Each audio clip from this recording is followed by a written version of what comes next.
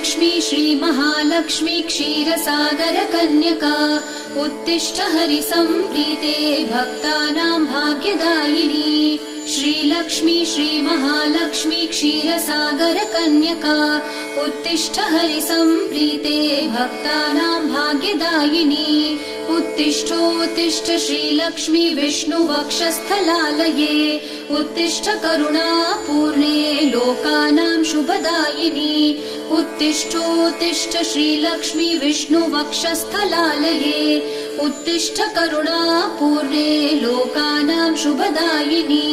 श्रीपद्ममध्यवसिते वरपद्मनेत्रे श्रीपद्महस्तचिरपूजित पद्मपादे श्रीपद्मजातजननी शुभपद्मवक्त्रे श्रीलक्ष्मी भक्तवरदे तव सुप्रभातम्।